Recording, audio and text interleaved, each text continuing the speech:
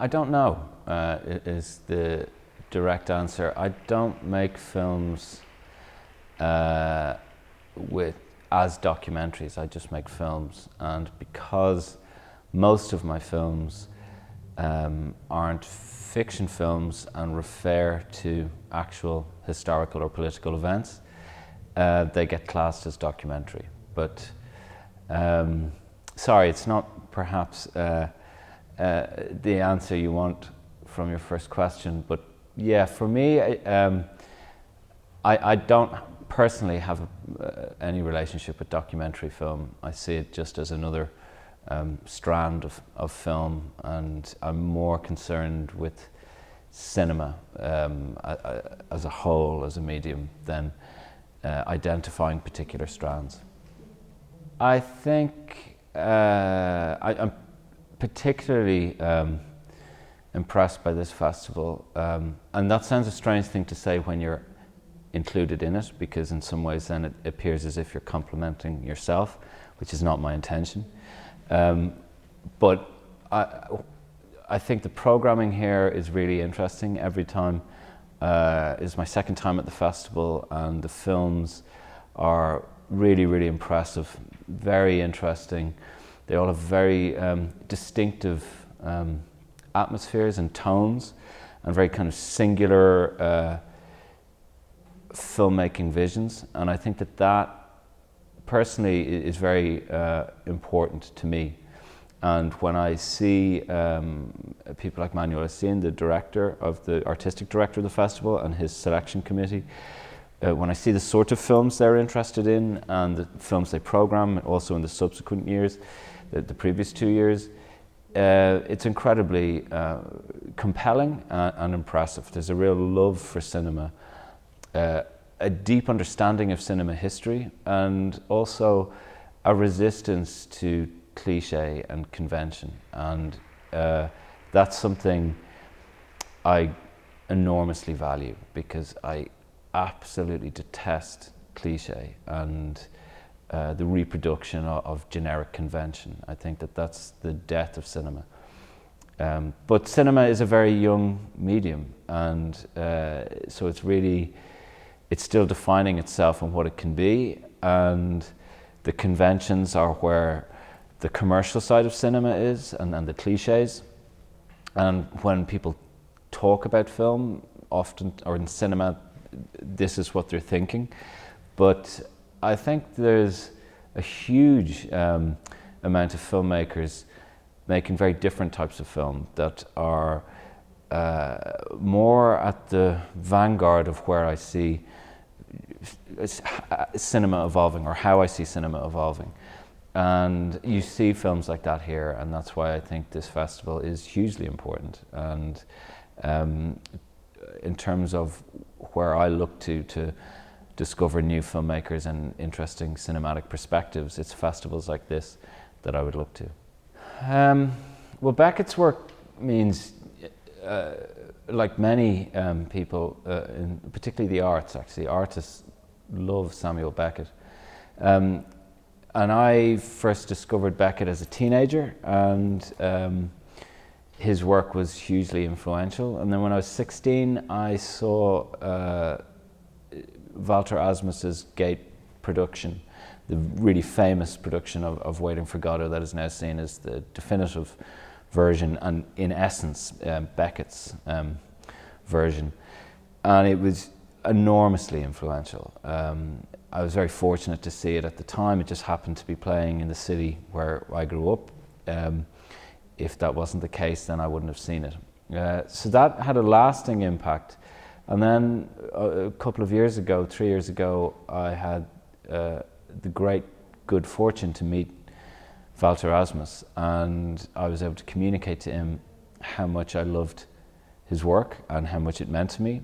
And then we were able to develop a film together. So that is really one of the most humbling experiences I've ever had, to work so closely with someone who I hold in such high regard. From my perspective, he's the most important living theatre director.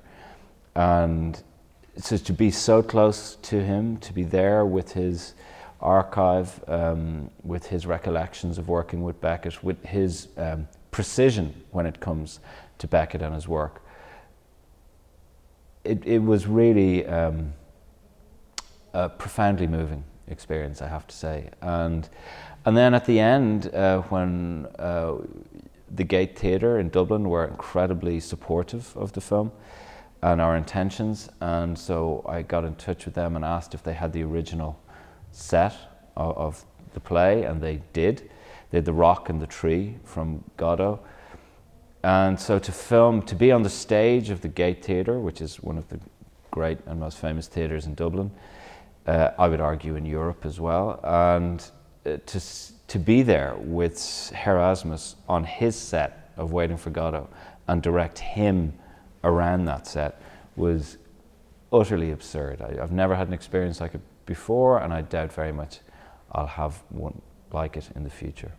Because ultimately, he's the last direct link we have to Samuel Beckett and Beckett's work.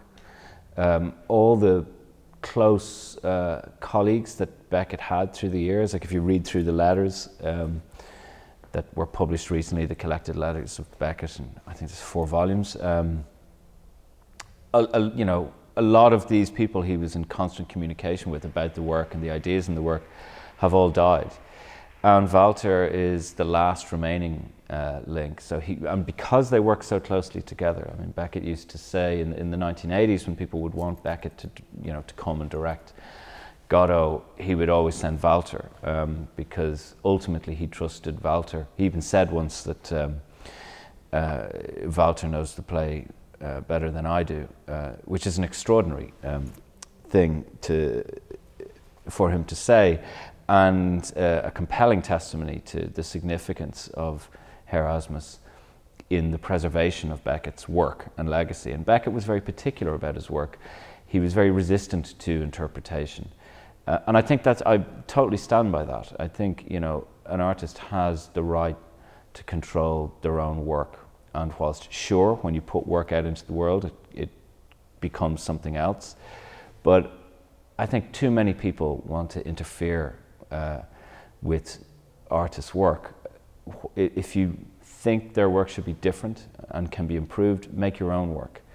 Don't distort someone else's vision to suit your own agenda. I think there's something crassly corrupt about that process.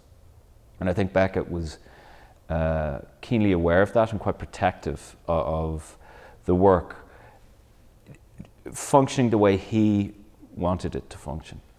And as a result, I think the relationship that Beckett and Asmus had became a very significant one, because Beckett realized in Walter, who is a much younger man, he had someone who he could trust, who really understood his vision and who he could somehow rely on to safeguard that, which is a futile endeavor, because ultimately when you're dead. But I think in this case a very successful one, because I mean, not just Walter, but I think a lot of the people around Beckett who have since deceased were very protective of his vision, and without being intrusive, as some people can be, as in without limiting the work. And I think as a result, we've all benefited, because we were able to engage with Beckett's work as he intended it to be engaged with. And for that, I'm hugely grateful. And as I was making the film, I realized how much Beckett still is an influence in terms of my filmmaking process and my approach to filmmaking. So that was an added and unanticipated bonus of making the film.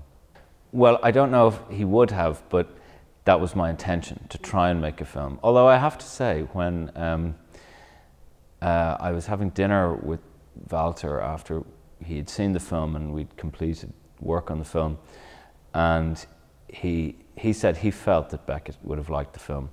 But that's idle speculation. We can't know.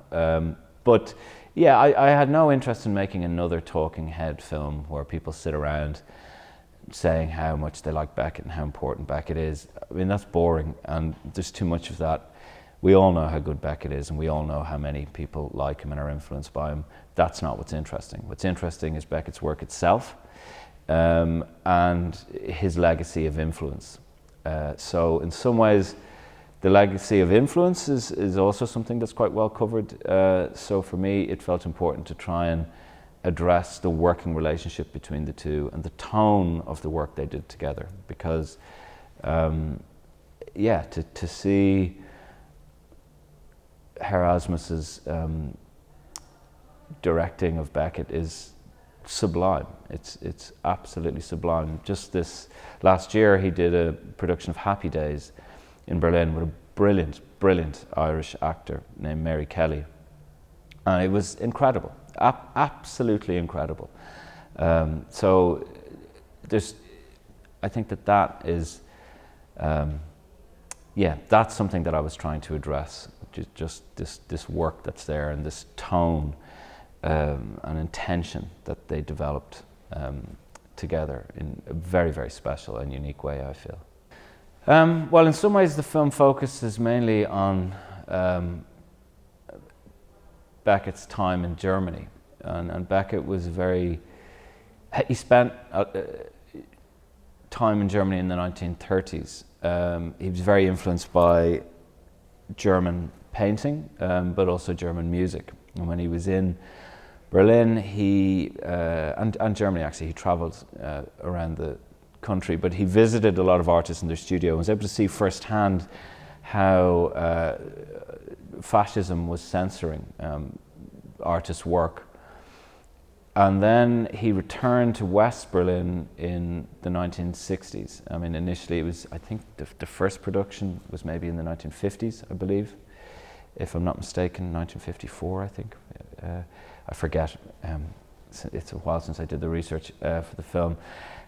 And then he came back again to direct Godot in the 60s, and then this prompted an enduring relationship with West Germany. So again, he made these television plays in Stuttgart, which were absolutely fabulous and very distinctively different to the BBC ones. So there's something about, and I guess this also gives a good insight into Beckett and his working relationship. He had a good control of German, and so he directed the plays in German, and as Walter was able to tell me, knew the script of the plays by heart in German. So he really wanted to see the German productions be as close to his vision as possible. So in some ways the film looks at Berlin, his relationship to Berlin, coming there, and then this relationship to Stuttgart, and then I guess it all comes back in the end of the film, and at the beginning of the film it starts and ends in the Dublin Mountains, near where Beckett was born, and that somehow this landscape of his work is in a way the landscape of his youth. And it's something, because I was born on the other side of the mountain that he was born on, and I found Ireland a very desolate and despairing place in the 1970s and 80s, and I didn't really want to stay there. And it was only when I read Beckett's work I was able to see Ireland and the landscape in a completely new way, and I found that utterly instructive and compelling, because I was familiar with this space absolutely, because it was where I grew up, and then when I encounter it in his work, it's a completely different place. It could have been Mars.